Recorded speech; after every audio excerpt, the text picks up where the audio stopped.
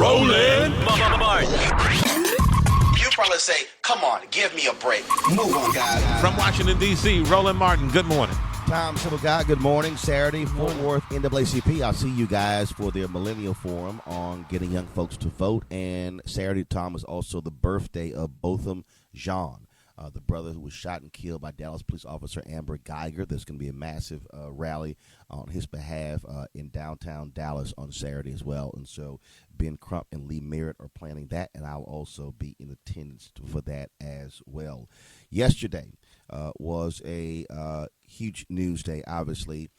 Bill Cosby sentenced 3 to 10 years in prison as a result of the conviction that took place in April for sexual assault of Andrea Constant. A number of folks, obviously, were awaiting this verdict. It came down shortly before 2 p.m.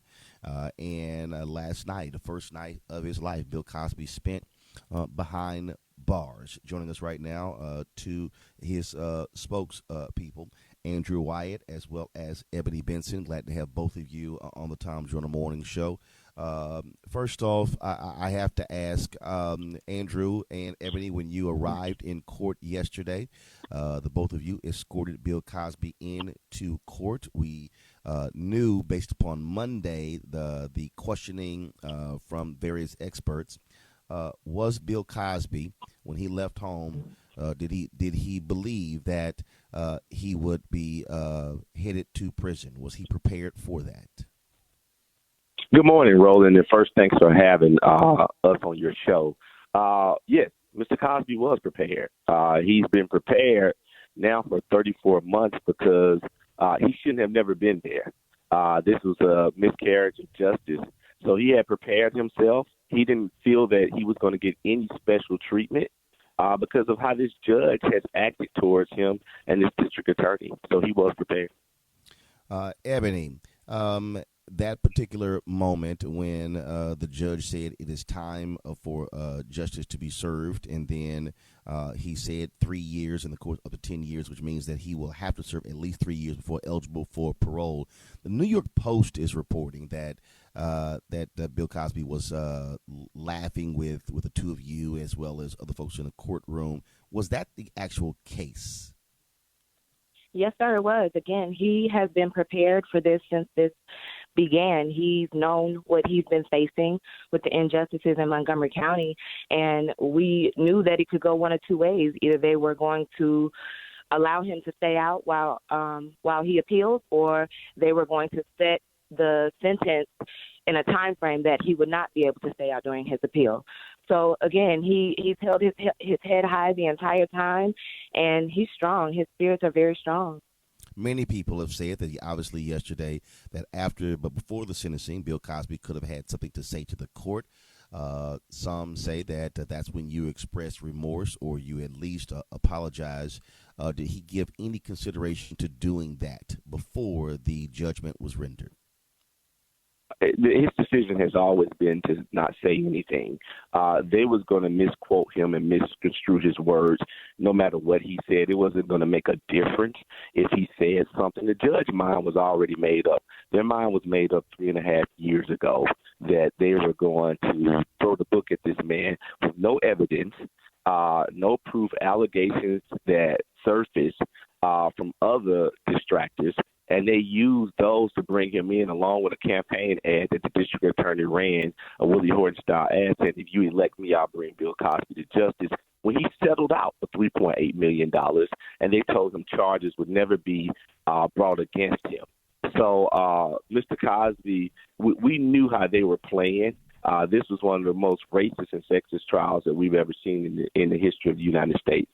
Ebonee, also, Mr. Cosby I'm sorry, I was just go ahead. Excuse me. No, go ahead. Just speaking of that word remorse, you don't show remorse when you maintain your innocence, and Mr. Cosby has maintained that. There's been a very, very aggressive defense of Bill Cosby. Even after the mistrial, Andrew, when the statement was read by Camille Cosby, highly critical of this judge as well. Legal observers said that was a bad idea because this judge was always going to be over the second mistrial, and even leading up to this sentencing, the hiring of a former prosecutor to investigate.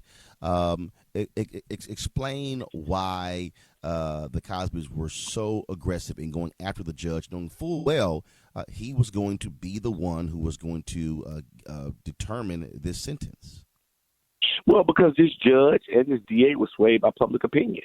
And they knew that they were going with what these distractors wanted. They were going with what Gloria Allred wanted. This had nothing to do with justice. And I think as a person who has been around for 50-plus years, like the Cosbys, they've seen it all. Mr. Cosby said something really significant and profound to me. He said, I sat with Martin Luther King Jr., I sat with Malcolm X, I sat with Nelson Mandela. He said, I met people who were dogs in the 60s, bit off their prostate. He said, what do I have to be afraid of? They're going to do whatever they want to do to me no matter what. This is one of the greatest civil rights icons for 50-plus years. And they did not like the fact that Mr. Cosby was using his celebrity, his human being to humanize all races, all genders, all religions. And that's what they did not like. So this was more personal, and this was a vendetta against him because of the platform that he stood on. The revolution is in the home. You've invoked in various statements Emmett Till. You talked yesterday saying how Jesus was treated. Then you say, look, I'm not comparing Bill Cosby to Jesus. But Would you please repeat that? Because a lot of people they didn't hear the full extent of your speech yesterday, Andrew. And I'm sorry, Roland, but just because, and we're getting texts this morning and people wanting you to explain the reference to Jesus. Well, I wasn't comparing him to Jesus. I was just saying how he has been crucified, in the media and public opinion. And I specifically said at the end of my statement, I said I'm not comparing him to Jesus. What I am saying is that they crucified black men across this country. Look how young black boys are being killed every day. Look how they're using this judicial system to go after black men like Mr. Cosby. This is bigger than Mr. Cosby.